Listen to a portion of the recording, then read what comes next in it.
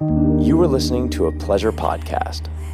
For more from our sex podcast collective, visit pleasurepodcasts.com. Hello, friends. Welcome to American Sex, a podcast dedicated to normalizing conversations about pleasure and alternative sexual expression by challenging those puritanical, backward-ass ideals we have here in the United States. This is episode 93 of American Sex Podcast, and I'm Sunny Megatron.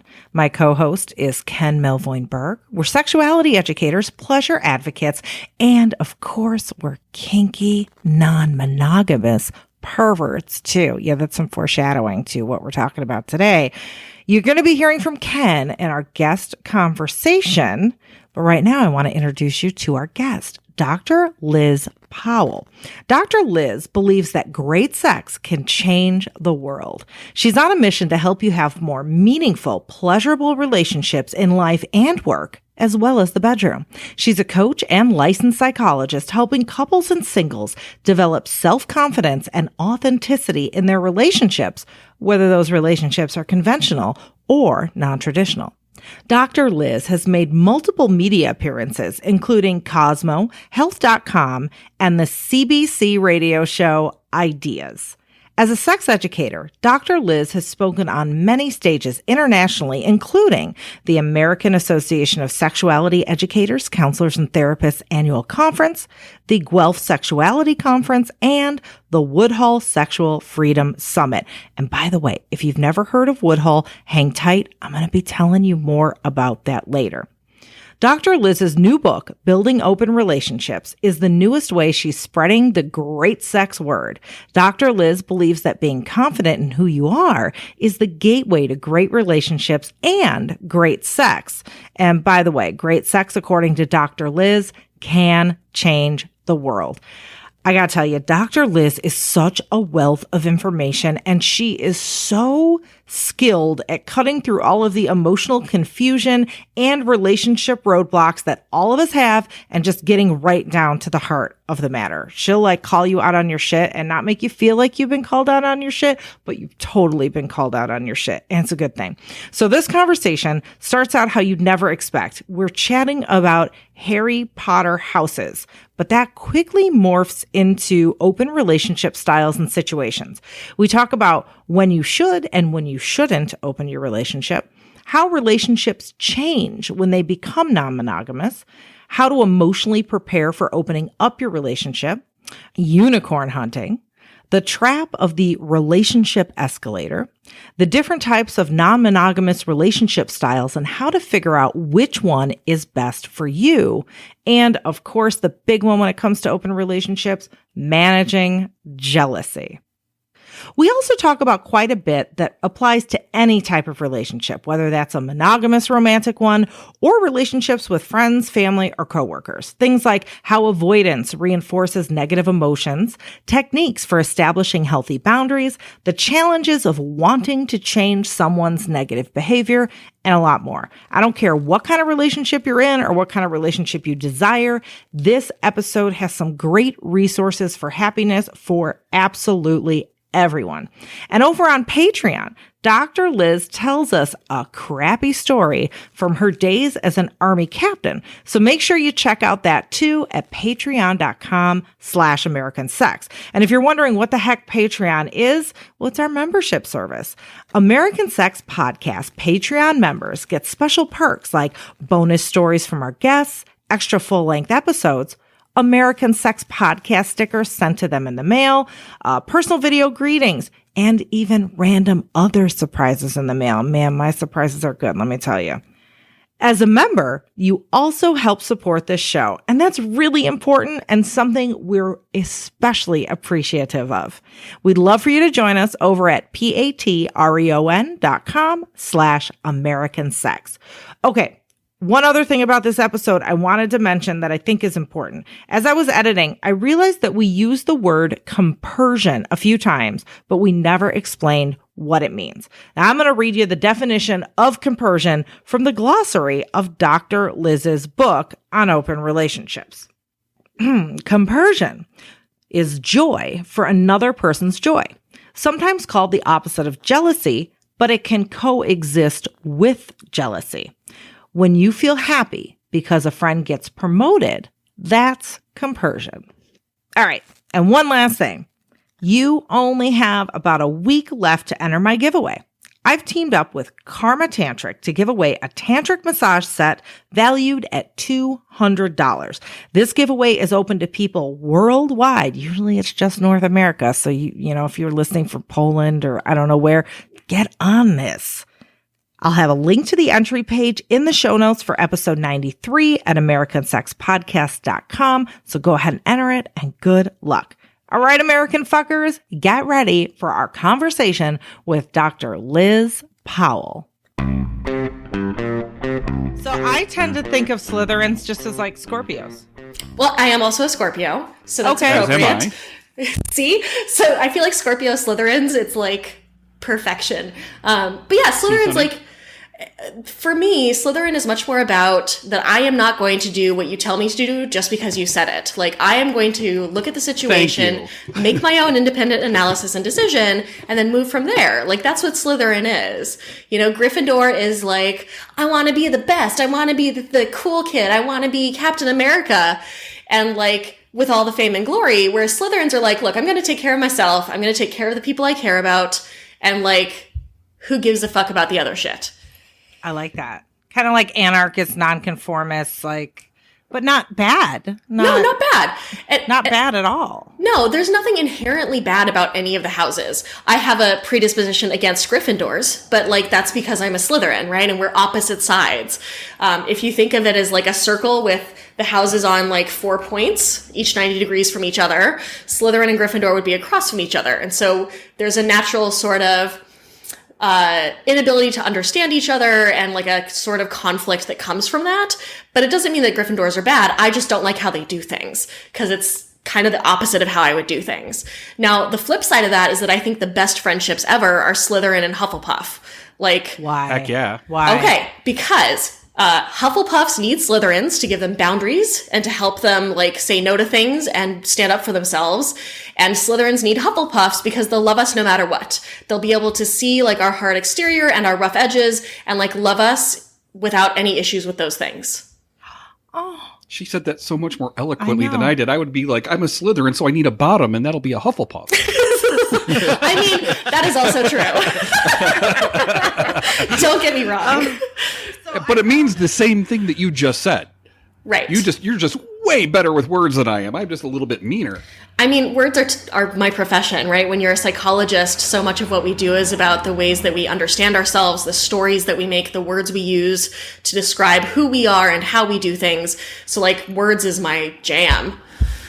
Well, it's interesting as I'm listening to this conversation and I'm like totally 100% in it for like the Harry Potter, you know, ness of it. But I'm also like, there's a huge parallel here because we're about to talk about your book, Building Open Relationships. And this is kind of what you do when you're talking about open relationships. There's different types of relationships and different types of people. And instead of us all going, well, you know, like I'm going to give an example, which we all see around the non-monogamous lunch table. Like I'm polyamorous and you're a swinger. Ew. And you know, like how you practice your non-monogamy is just like weird and no good. And I'm so much better than you.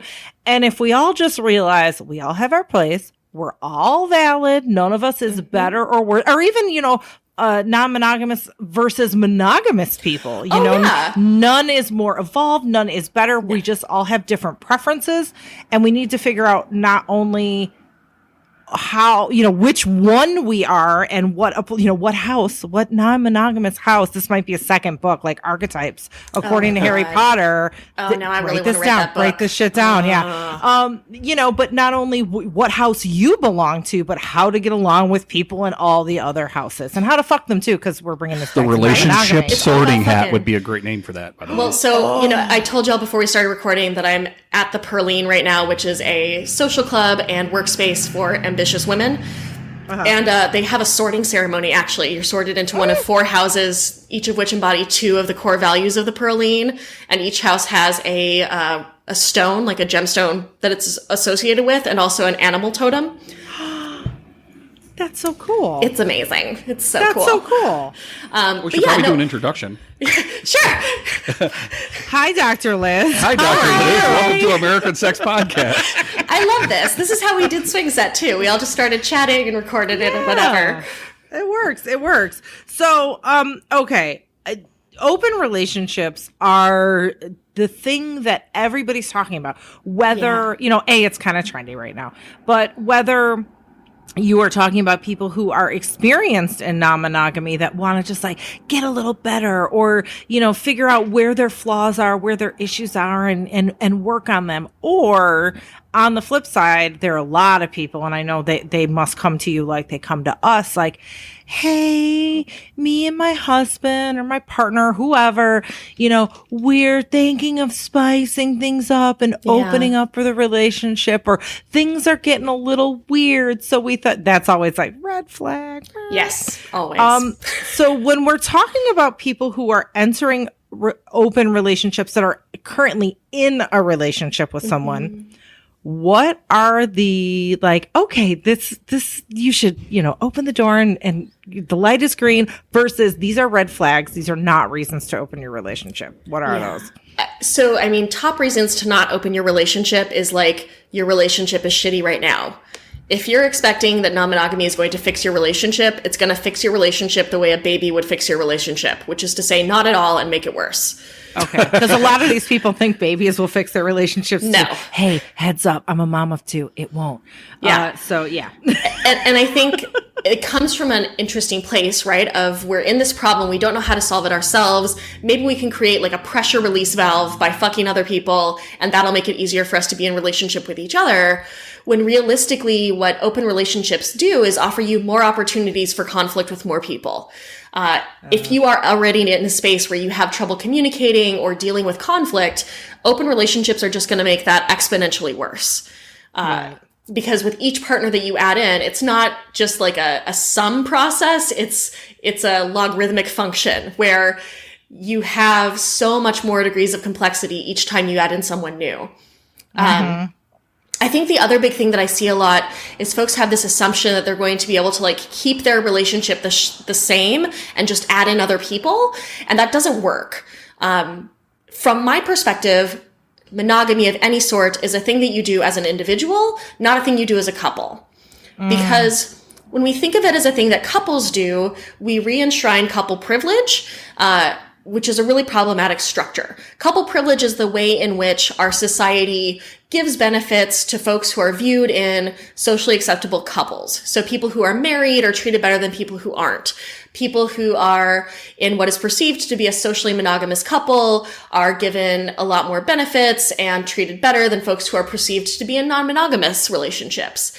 Okay. There are ways that we assume that you will give your romantic or sexual partner, particularly in monogamy, but like your most significant partner, even in non-monogamy, sorts of benefits and rights that you don't give to any of your other partners.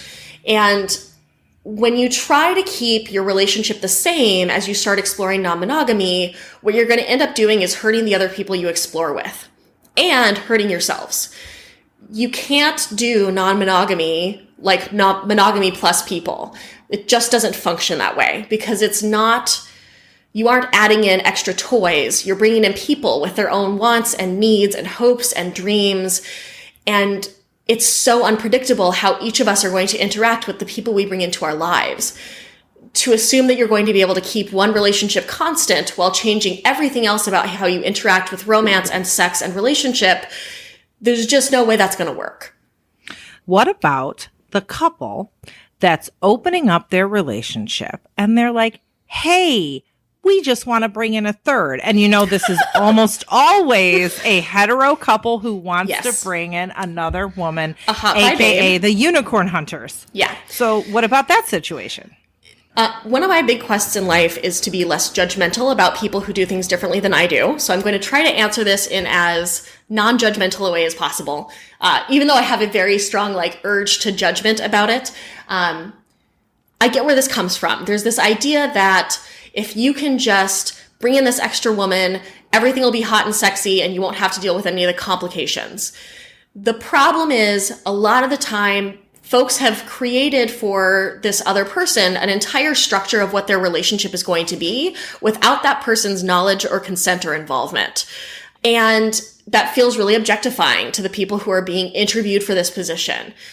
When you're being told exactly how you're going to interact and how things are going to look, and that of course their couplehood is going to always take precedence, but you must also sacrifice your wants and needs to their couplehood, it can feel as though they're looking for a sex toy rather than a person. And I don't think they do this intentionally. I think that it's a reflection of the ways that we teach people to have relationships in a culture that is mononormative and heteronormative. The messages that folks get about what relationship is there's this certain degree of control that you get over your partner. You get to tell them who they can hang out with. You get to tell them what they can do with their body, because that's how you handle relationships.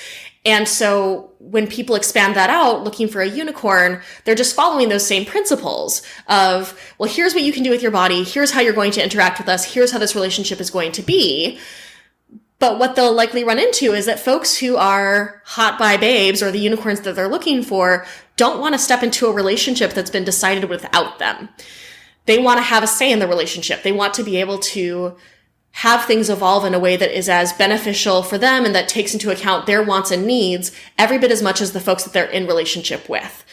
There's also a really kind of can border on coercion dynamic there where you have to be equally in love with both members of the couple and have equal sex with both members of the couple.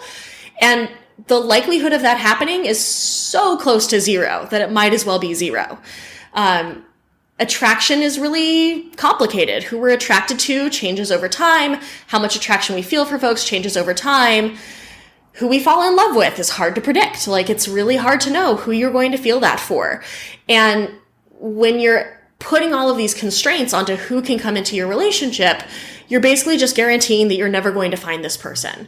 I see in poly groups a ton of posts from folks who are like, we're looking for our hot bi babe who's going to join our relationship and like help take care of our kids. And she's not going to have any other partners. And she has to be attractive and like want to work to bring in money, but like not work too much. She's going to love us both equally. She's going to have sex with both of us. And we've been looking for 6 months and we can't find her. At that rate, get a couple of good sex toys and a puppy. You get all the sex you need, and then you get the love and the cuddles you need. Yeah. And it's, again, we would never say that we make fun of people who have this like huge list of what their partner needs to be. If you were to go into dating as a single person looking for a person of a very specific height, very specific looks, very specific profession, very specific ideas about what relationship is, who's willing to commit immediately, wants exactly the same number of children as you do, wants to live in the same place that you do, everyone would tell you you're just not going to find that. But for some reason, when it comes to non-monogamy, there's this assumption that you should be able to just stumble into a non-monogamous community and have a bevy of unicorns throwing themselves at you. And that's just not reality. For the audience, can you explain what mononormative means? Mononormativity is the way that our culture assumes monogamy and privileges monogamy over other kinds of relationships.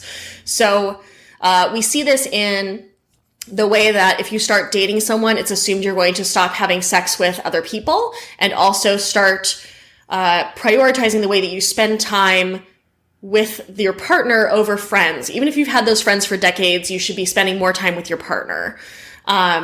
It's also an assumption that you'll follow what's called the relationship escalator, which is you'll like date casually, then you'll date seriously, then you'll move in together, then you'll get engaged, then you'll get married, then you'll have kids. And when we look at that mononormative structure, it's highly constraining because it assumes that there is only one way for relationships to go and that that is the right way for every relationship to go. I'm thinking for people listening along who are at the stage of, okay, so we want to open our relationship. So we've established that you need to have a good foundation, a solid foundation. You need to know how to do relationships. So you need to be a good communicator. You need to be a good listener. You need to be a good problem solver and all that stuff. A lot of us aren't good at doing that. You know, whether we're monogamous, whether we're non-monogamous, there's a lot of non-monogamous people who think they're great at it and they're not. Oh boy, yes. Yeah. So that's a whole nother episode. But So if we're like, all right, we want to do this right, we're opening our relationship and we know like maybe we don't have the most solid foundation or we don't have the best communication skills. Where the fuck do we learn that? Because obviously that's not a thing our society just like, has and teaches its members. So what do you do? Well, the one recommendation that's the same for all of these situations is like therapy or coaching is great if you can afford it, or find someone who has financial accessibility policies that allow you to afford it. Because a lot of times, as important as self-growth is, we need someone from the outside to help us see what we're not seeing ourselves. The metaphor I give folks is like, those of you listening at home, take a hand and put the palm of your hand on your nose, and then tell me where the palm ends and the fingers start. You can't. It's too close. It gets blurry. You can't see where things start and end. That's the reality of how most of us move through our own lives. There's some stuff we get perspective on, but a lot of our stuff is just way too close. And it's hard for us to see what it is that we're doing or how it's impacting others. If you can't afford those resources, there's a ton of great books out there about non-monogamy specifically, but even outside of that realm, looking for books on emotional intelligence can be really, really helpful. Emotional intelligence is basically the set of skills that allows us to identify and speak about our own emotions and to be attuned to and speak with others about their emotions. And I think a lot of us don't learn these skills because our society here in the States and in most Western or, England colonized societies focuses on intellectual intelligence with a kind of disregard of the emotional self and the emotional intelligence. But when you develop emotional intelligence skills, it really helps you in all kinds of ways with your relationships, because you're going to notice sooner when something is not working for you, and you're going to notice sooner when something you're doing is not working for someone else. And it'll also give you the tools to be able to talk about it in a way that is likely to be more productive rather than highly conflictual. And by the way, I wish you could have seen us about 2 minutes ago where we were both putting our palms on our nose and looking at each other with very silly faces, not understanding exactly what was going on. Yeah. It's kind of funny. It's a fun exercise, right? Because I think a lot of us assume that we know a lot more about ourselves than we might. Humans as meaning-making creatures, we're really great at coming up with stories about who we are and what we're doing and how we do things. And sometimes those stories are true and sometimes they're not. And it can be hard from the inside to know which stories are actually working for you and which stories aren't. Definitely. Okay, so I guess I'm a theoretical couple that's a listener right now. Yeah, so do it. As my theoretical couple, it's like, all right, so we talked about opening our relationship. We got some emotional intelligence. We got a coach. We read some books. We're ready to do it. However, my mind's exploding now because there are so many different types of relationships. There's polyamory, there's hierarchical, there's relationship anarchy, there's swinging, there's all sorts of different stuff. So, and all of these things have, a certain set of rules or a structure. This type of relationship generally has this type of structure. So how do one, where the fuck you fall, because it's confusing and there are so many different categories. And two, how do you know what parts of that structure maybe you want to change and mesh to fit your own situation and your own needs and desires? That's such a good question. I think that a lot of people, when they start moving into non-monogamous communities, want to pick an identity really quickly. And I don't think that serves folks. If you pick an identity right at the start, most likely where you're going to pick that from is fear. From a space of fear of losing your relationship, or fear of your relationship changing too much, or fear of not finding enough dates, or fear of feeling left out or getting too jealous. And when those fears drive you, you're likely to pick a relationship that is more restrictive or more strictly structured than one that might be a good fit for you down the road. So I would encourage folks to try out a bunch of different communities and talk to folks from a bunch of different communities and not feel a need to pigeonhole yourself right away immediately. If you were to start doing horseback riding, it wouldn't be expected that you would immediately on your first horseback riding session pick exactly what kind of horse you want to ride and how you want to ride it and what gear you're going to wear and how often you're going to ride it. they'd want you to take some time and explore it first to see, first of all, is this for you? Second of all, are you more a Western or an English person? Are you someone who wants to do longer rides or shorter rides? Do you even like jumping or doing those kinds of tricks? When we take time to explore, we're much more likely to find something that aligns for us. And I think the labels are really helpful for finding affinity groups, people who feel a lot of the same things you do. I also think that almost none of us are going to practice non-monogamy the same way as almost anybody else. When I do non-monogamy, there are a lot of folks I know who do it very similarly to me, and we may share some of the same descriptors in terms of how we identify. So like I identify as solo poly, which means that I practice my relationships as an individual, and I want deeply connected, long-lasting romantic and sexual relationships that are two individuals coming together rather than someone subsuming themselves into couplehood. And so like having that language is helpful, but the way that I do solo poly is not necessarily the same way that anyone else does solo poly. Some people who are solo poly don't intend to ever share housing or share finances. I might share housing someday. I might be open to sharing finances someday. Right. So those labels they're a place to start, not a place to end. Just like with any label when it comes to sex or relationships. I identify as bisexual. Bisexuality tells you a lot about me, but it doesn't tell you everything about me. And the way that I do bisexuality might be really different than how a dozen other people do bisexuality. So like give yourself space and time, explore a lot of different groups. There are swinger clubs everywhere. You can always go and check out a swinger club and see how it feels for you. See if it feels like the right environment for you. You're never obligated to play when you go to a swinger club.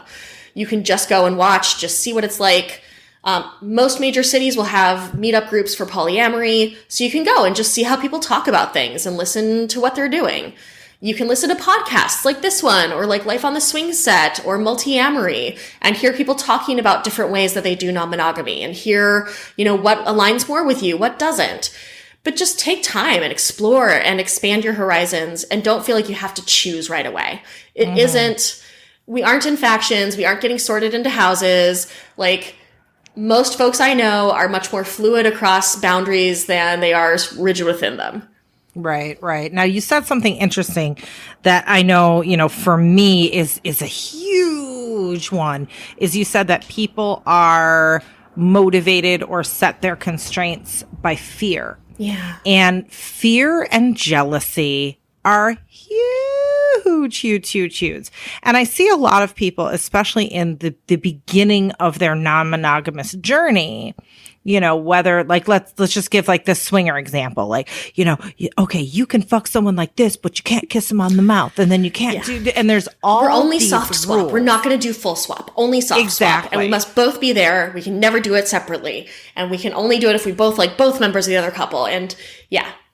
So, or you see like the one dick policy if it's a hetero couple, and it's like, okay, wife, you can sleep with women, but you can't sleep with other men, but I can sleep with, whatever. Right. I can sleep with whoever I want. Yeah.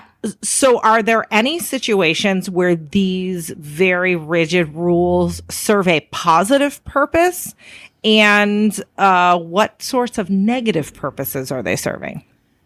In terms of the positive purposes, I think that if it is a well-defined short-term agreement, any of these things could be positive.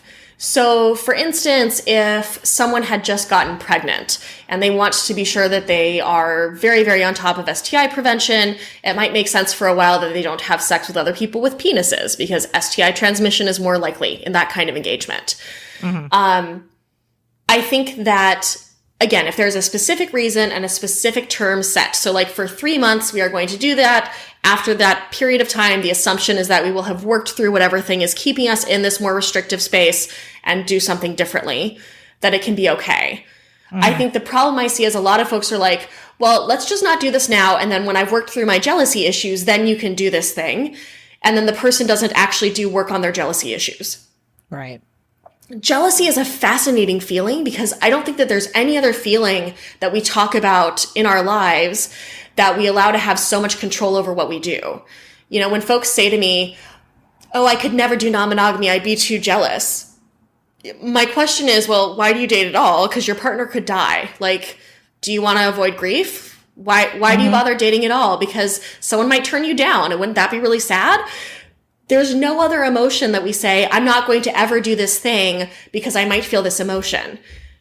Emotions by definition are not long lasting. Most emotions have their own cycle. They come and they go. Jealousy, like any other emotion, has its own natural cycle.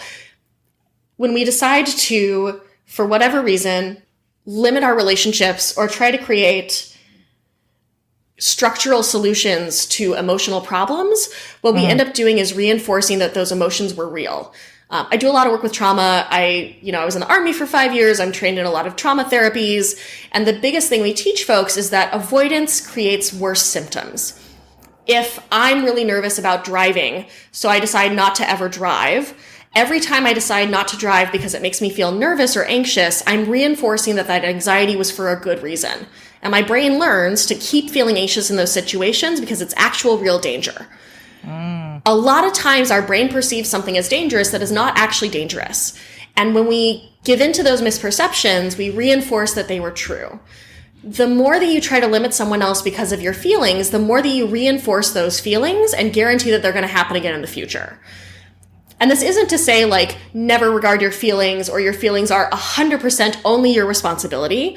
Part of being in a relationship is coming at others with kindness and caring about how what you do makes them feel. But structural problems are never going to solve feelings. We are never going to learn that something is not a threat until we face it and find ourselves overcoming it.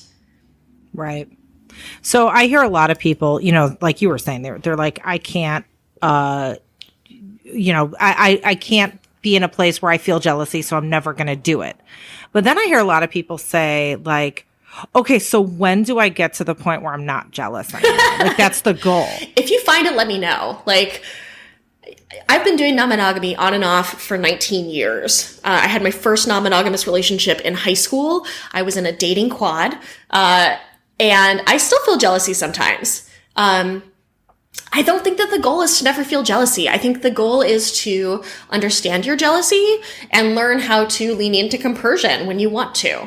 There's nothing inherently wrong about feeling jealousy. There's nothing inherently wrong about any feeling. Our feelings give us information. For me, I know that when I'm feeling jealous, it's usually an indication that I'm feeling really insecure within my relationship, that there is something that's making me feel like I can't settle into this relationship. Because when I feel settled, when I feel secure, when I know my partner is in love with me and is still coming back to me, I'm like the absolute monarch of compersion. I'm so happy to hear all of the filthy, dirty stories that they want to tell me about the other people that they fuck. So if I'm not having that reaction, to me, that's an indication that there's something that I need to examine. Do I need to ask for something from this person that I'm not getting? Do I need to do some personal work of my own insecurities? Do we need to have a chat and see if this relationship is actually working for us? Every emotion that we have is giving us information. And when we decide not to do a thing because we don't want to have that information, we're harming ourselves. We're creating more problems. I had a question. Is there a word that you like for additional partners? I've been coming to terms that I think that the word metamor is kind of bougie. And I kind of like boyfriend-in-law, they friend-in-law, or girlfriend-in-law. I like that. That's a cool one.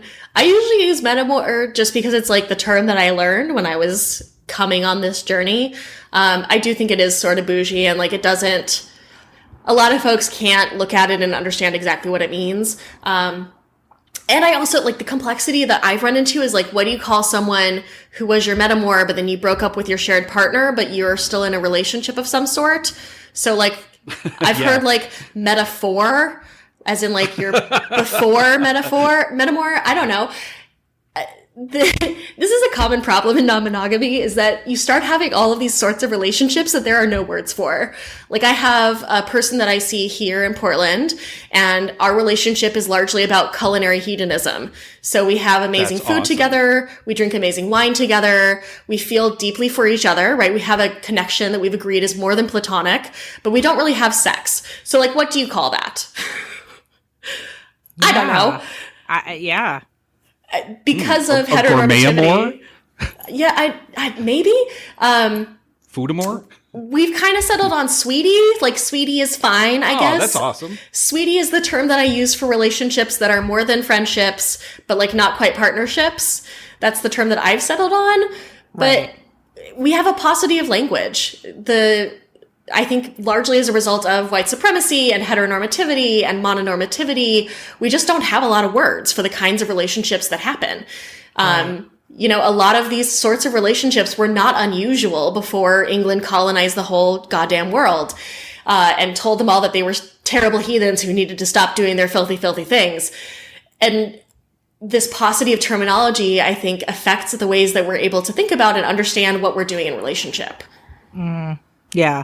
So is it expected or the norm for somebody to make friends with or reach out to or communicate with the spouse or partner of somebody that they're dating? I mean, I think it's helpful. I don't want to say that anything is ever required. For me in my personal life, if I'm dating someone and their partner is unwilling to talk to me or meet me, for me, that's a red flag. Because I'm feeling this so hard right now because I just got my first one of those motherfuckers. Yeah. My history of that has been that in my personal experience, all of those situations have been a partner who was uncomfortable with their partner dating me. And so that discomfort came through their unwillingness to engage with me. And so for me, that's a red flag, based on my own experience. It should never be required that you have any specific kind of relationship with your metamors or your partner's partners. I think that it's best if you can all at least be at their birthday party together, right? If you can't be casually cordial with this person, there is something going on there that probably should be looked at. I prefer to be friendly with my metamors, largely because I like group sex. And if we can all bang together, that's all the better. But, you know, not everybody is that way. Not all people have like space and time in their lives to develop a lot of new friendships or connections with folks who are their partners. But I think that it's helpful. I mean, the way that I think about it is if we're all dating the same person, we're all on the same team, right? We're all on the team for that partner, and being able to support each other about that and being able to find ways to help support that person that are more effective for all of us together is really helpful. At the beginning of this episode, I promised I'd tell you more about the Woodhull Freedom Foundation, and if you don't know about it, you should. The Woodhull Freedom Foundation is the only human rights organization working full-time on gender and sexual rights. Founded in 2003, they have worked on issues as wide-ranging as ending the shackling of prisoners during childbirth, protecting domestic partnership registries, and fighting FOSTA and its censoring of sexual speech online. They have an incredible annual event called the Sexual Freedom Summit. The Sexual Freedom Summit is a 4-day event where educators, researchers, content creators, and activists come together to share information and advocacy tools that protect our fundamental human right to express our unique sexual and gender identities. They host all-day institutes, workshops, sexy evening events, and have a large vendor exhibitor area, all in the name of sexual freedom. Some of the things they've done this year is they've partnered with the Sex Workers Outreach Project, aka SWAP USA, who will have several workshops throughout the summit, as well as a sex worker-only institute. Also, Joan Price and Jessica Drake will be doing a screening of their film, Jessica Drake's Guide to Wicked Sex, Senior Sex Edition. And they'll also have a Q&A session after the film. And there's so much more in these jam-packed 4 days of the summit. The 2019 Woodhull Sexual Freedom Summit will take place on August 15th through 18th in Alexandria, Virginia. Get your tickets now at woodhullfoundation.org. That's WOODHULL foundation.org. Sexual rights are human rights. To keep up with the Sexual Freedom Summit, follow the hashtag SFS19. According to the National Alliance on Mental Illness, LGBTQ+ folks are 3 times more likely to experience mental health challenges due to discrimination and social rejection. Thankfully, Talkspace provides a support system trained to help members of the LGBTQ+ community handle their most challenging emotions and issues of gender, sexual identity, and orientation. Talkspace is committed to helping LGBTQ plus folks experience acceptance and support. That's why they provide a safe space for you to be open and honest about what you're going through. Their therapists help you work through challenges related to gender, sexuality, or any other parts of life. More importantly, they're specifically trained in handling life issues LGBTQ plus folks face, from healthcare access to marriage equality, workplace discrimination, and more. Talkspace couldn't be simpler. Send unlimited messages and hear back from your therapist daily, 5 days a week. All you need is a computer with an internet connection or the Talkspace mobile app. Your conversation is completely confidential and can be done from the privacy of your device. And if you want to switch therapists, no problem. You can do so at any time at no extra cost. Talkspace has more than 4,000 licensed therapists who are experienced in working with LGBTQ plus clients. To match with a therapist for a fraction of the price of traditional therapy, go to Talkspace.com/Sunny. Make sure you use the code SUNNY, SUNNY, to get your first week free and to show your support for American Sex Podcast. That's your first week of therapy absolutely free when you sign up today at Talkspace.com/Sunny.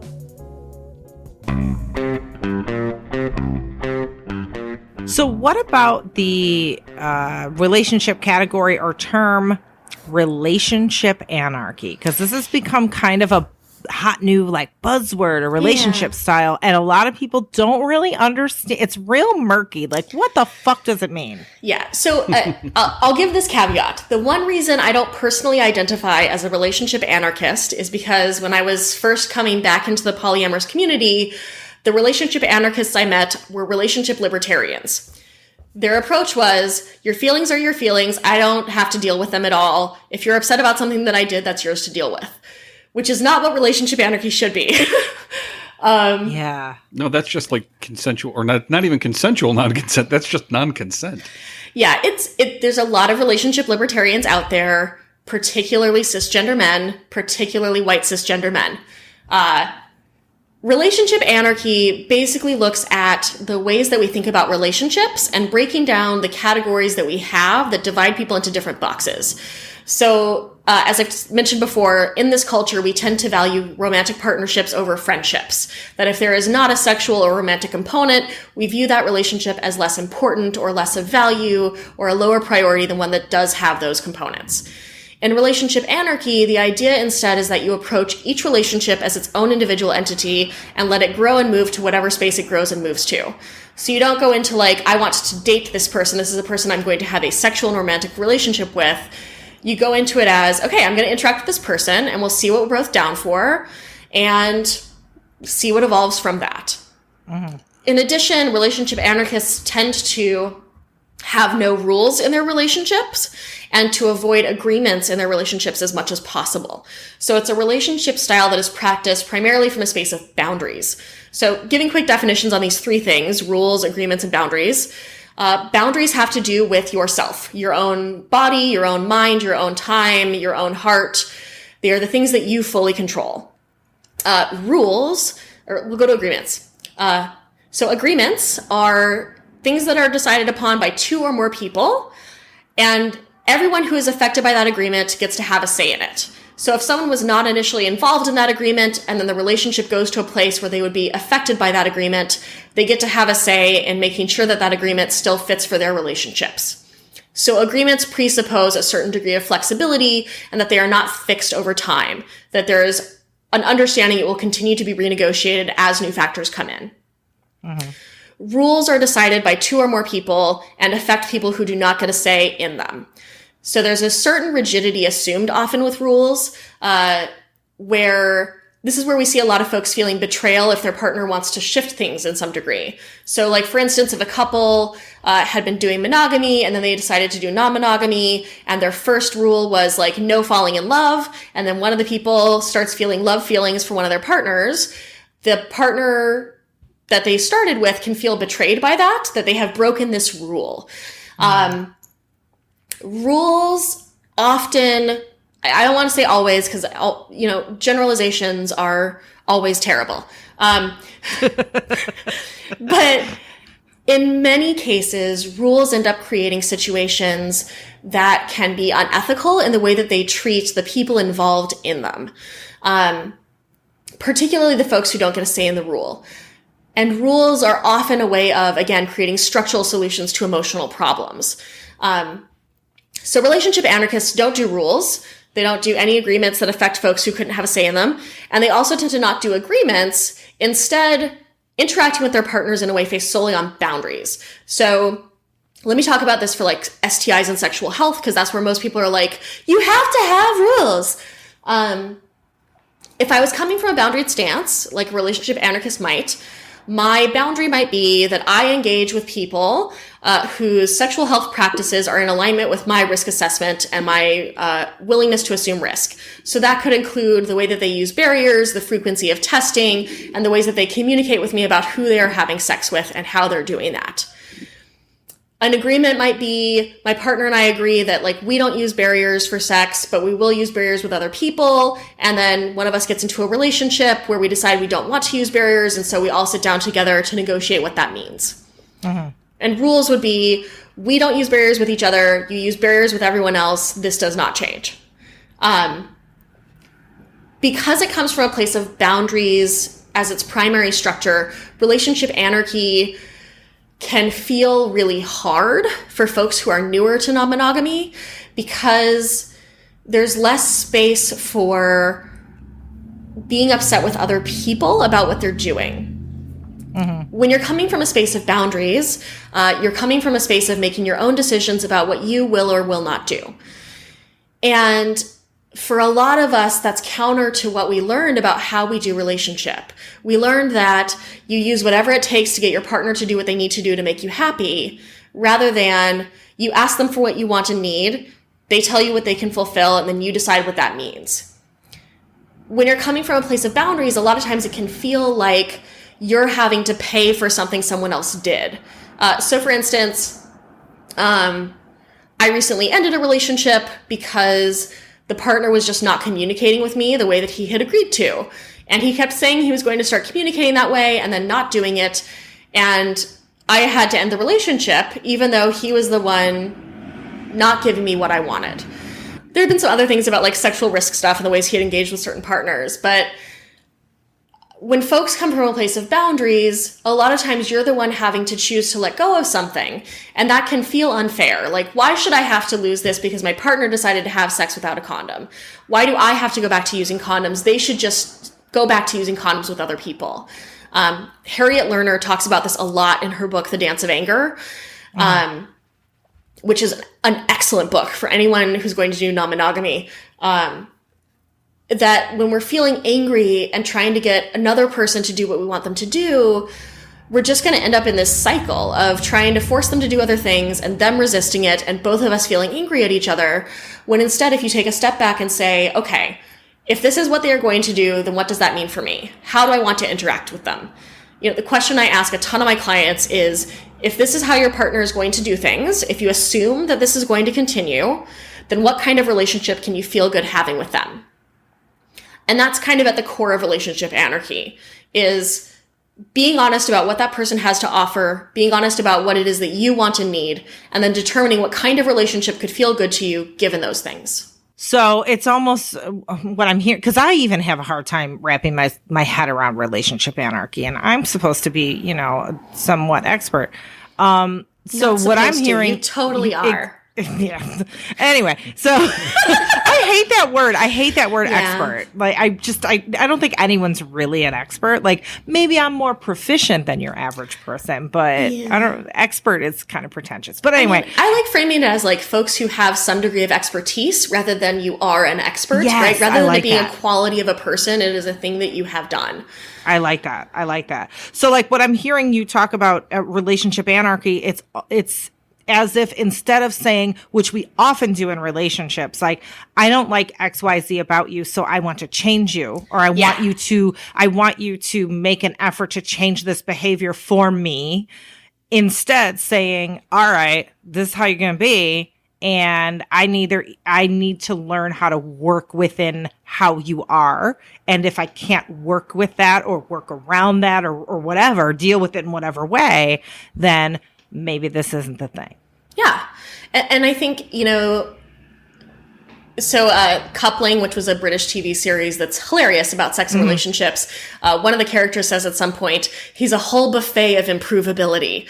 And I think especially those of us socialized as women are taught that that's how you approach relationship. That like your job is to reform dudes and make them better. They're a diamond in the rough. They have so much potential. Yeah. They're just a little rough around the edges. Women are taught to date potential. And that's a hugely toxic lesson because a lot of times when you're dating potential, the potential never happens. When you have to accept exactly who someone is right now and how they are behaving right now and assume that that is going to be what continues, if you're, like, for instance, a cisgender woman who dates cisgender men, that's going to really significantly narrow your dating pool. Like, let's just be super real. You know, I'm a bisexual person. I date people of a lot of different genders. I consider myself a dick addict because I cannot leave the dick, even though everything attached to the dick seems like just dedicated to making my life hell. So we have to be honest about what actually works for us. And I think a lot of people get into like sunk cost fallacies of like, well, I've put in all this time and like, I can't let go of it now. Or this like fantasy of improvability and potential of like, well, yes, I know that he's hurting me a ton right now, but look at all the potential. That stuff isn't real. We have to be honest about what is real in our lives and what is real in our relationships. Is it possible that that person might someday be exactly the person you hope that they will be? Sure. But unless you're seeing them do actual work towards moving towards that, that potential doesn't exist. It's a fantasy. It's a fallacy. Relationship anarchy, I think because of the way that it does things without having those rules and agreements, forces you to be much more honest about the reality of the person as they are.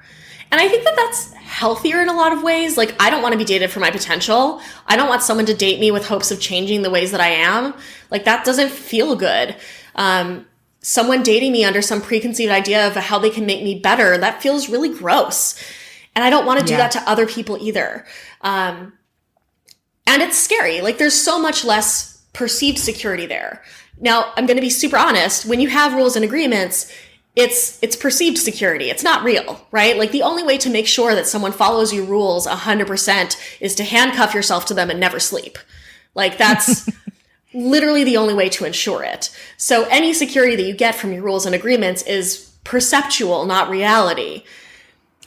But especially if you're coming from monogamy, especially if you're newer to this, it feels so unsafe. So you go to a space of, I'm going to empower you to do whatever you want to do with your body and your time, and I'm going to trust that you're going to be good to me with it. That's a huge leap. And it's interesting.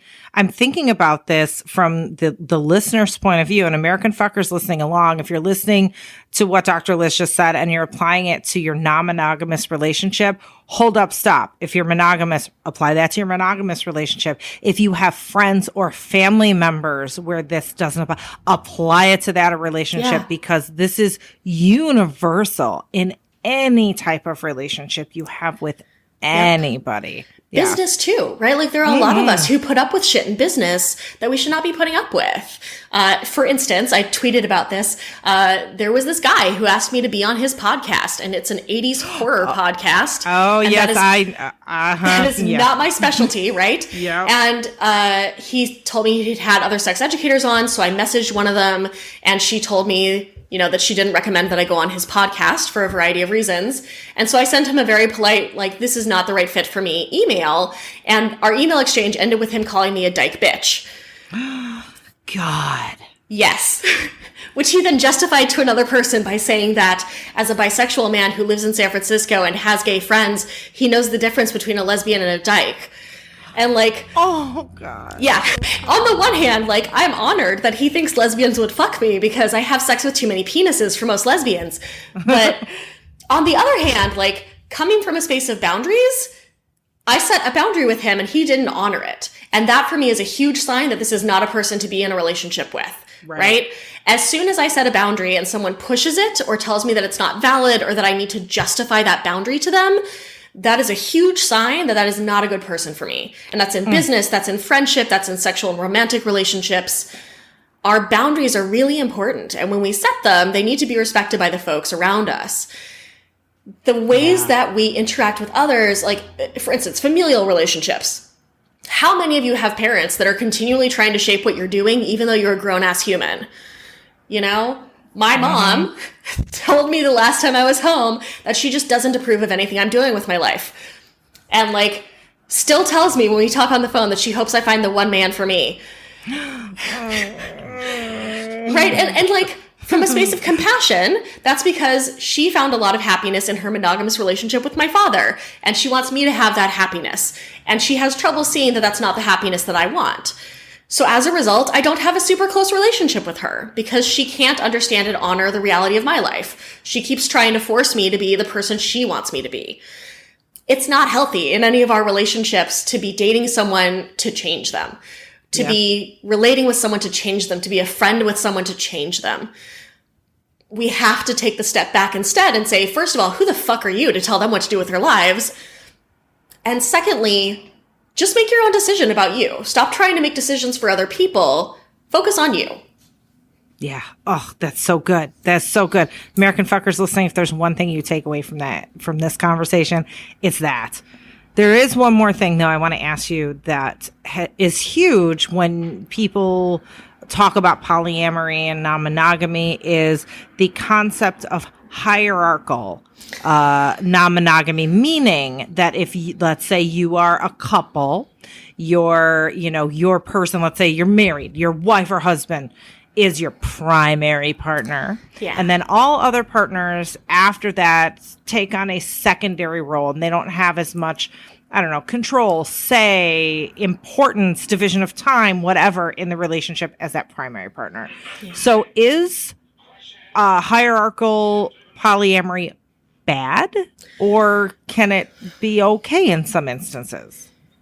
So this is a really complicated question because I think in part it depends upon how we're defining hierarchy.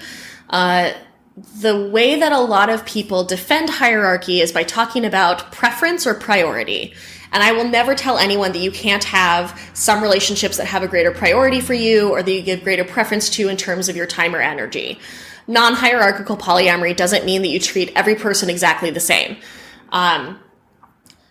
The way that I define hierarchy is as a structure in which there is a difference in the empowerment and autonomy of people at different levels in the relationship. So people who are primaries have greater empowerment and autonomy than people who are secondaries. And that power imbalance for me is where we start to have issues with ethics. If you want to have a hierarchical relationship, like, you can do whatever you want with your life. That is your choice. I don't personally date people who are in hierarchies because it has been my experience that when I try to date someone in a hierarchy, there is someone outside of my relationship who has as much or more say than I do in that relationship. And I don't feel good about that. In my relationships, I want myself and the partner that I have to be the ones with the greatest say in what happens in that relationship. I think for some folks, there are ways that hierarchy feels good for them or works well for them. Some people have what they call descriptive hierarchies rather than hierarchies that create that situation of disempowerment or imbalance in autonomy and power. But the way that I define hierarchy, I think that it just provides a lot of potential for ways that you can harm the people who are at the lower levels in the hierarchy. Whenever you say that, like, some person is more valid than another person, that can get really problematic.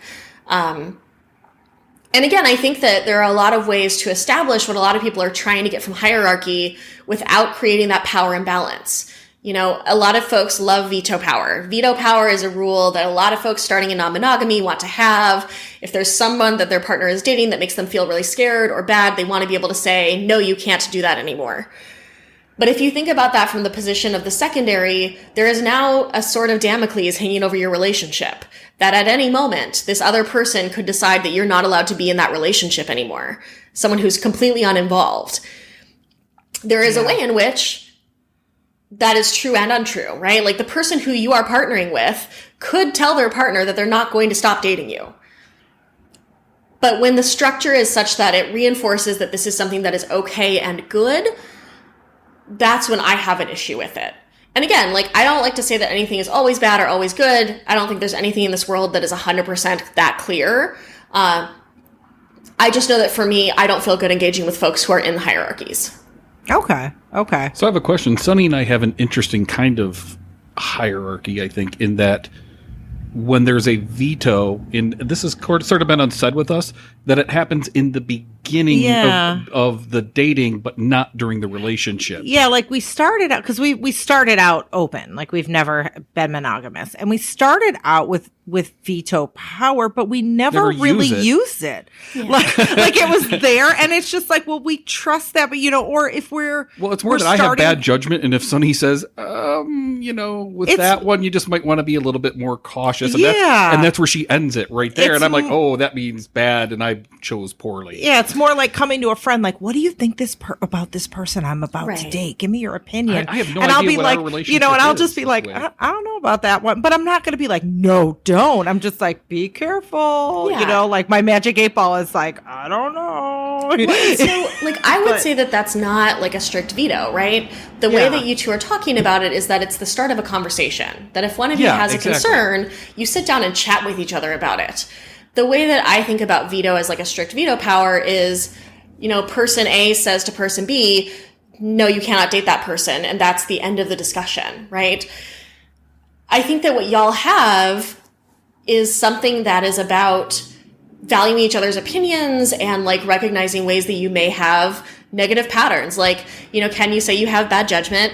I get really intoxicated by dick. And so I need to know sometimes that dick is not the one I should be chasing. And that doesn't mean that other people get to veto my partners. What it means is that I have people I trust whose opinions I value. And if they tell me that this is a relationship that's not going to go well for me, that I listen to that and take that to heart. Yeah. And that's, I guess we're just using veto power in... Because there's not a word for... is there a word for what we have? Like, I mean, she's my best friend. We have kids together. We live together, but we both also have partners. And I don't know what we have. It's not really anarchy, and it's not really hierarchical. Yeah. I would say, to me, it's not hierarchical in, like, an emotional way. It's hierarchical in... I fucking don't want a third adult being in our household. No, like, I don't want to go that far. So it's Sure. like, if you were to say, like, I met someone and she's going to be your sister, I'd be like, okay, wait a minute. No. But I don't think that would ever happen. And I don't think with my partners that, like Lily, there's no way that would happen. So it's like, it's a hierarchy in terms of like, yes, you are my spouse and you are going to be my only spouse because I don't fucking want another spouse. I don't know. Like, what is that? Mutually assured destruction? I mean, I think that, like, sometimes it's just, like, again, we have this paucity of language. I would describe what y'all are doing as not necessarily hierarchical because you aren't exerting power over each other's choices, right? You're giving input and you're expressing concerns, but you're not deciding what each other does. And you're both on the same page about not wanting to live with anybody else. You're both on the same page about how you share children and how you share housing. Like, that's not a hierarchy necessarily. Again, sometimes we have preference. Like, I don't know if I would live with a partner. Maybe I would. I would maybe live in like a big poly house where we all sort of date each other sometimes. But like, I don't know that I'd want to move into like a 6-adult house where like an understanding is you have to be dating all of these people actively. And so I think we're still really expanding our language about this. And I think that the problem with that is that the ways that we use terms may not be the same way that someone else uses a term. So like if you're explaining to one of your partners the way that each of you has veto power, someone might hear that and have a very different impression of what that means.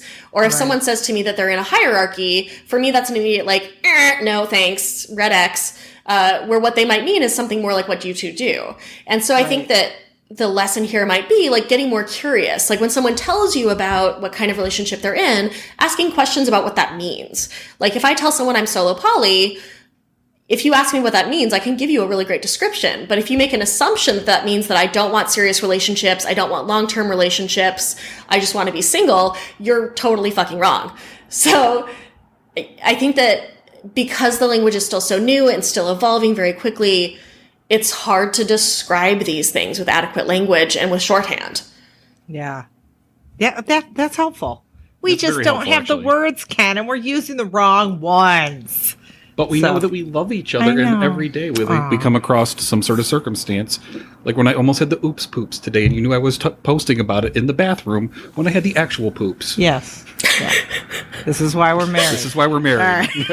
Sorry, TMI. No, totally. Look, I love talking about poop. I feel like people don't talk about poop enough. It's really important. We might have something to talk to you about after the podcast. Yeah. Yeah. It's going to be a private poop conversation for all related. you American fuckers listening, wondering. Maybe you never know. Maybe you will know. You'll have to find But if out. you join our Patreon, you'll know for sure. Yes. That's all we can say. Yes. Patreon.com/American Sex. Anyway, Dr. Liz. I wanted to say, I just started my own Patreon. Oh, you what did. is it? They are amazing. What is It's it? patreon.com/Dr. Liz, DRLIZ. Very cool. Very Yeah. cool. So American fuckers, go there. That's the first stop for Dr. Liz. But also, what is your book, and what are their second stops? Where else can they find you? My book is Building Open Relationships, and you can find it at buildingopenrelationships.com.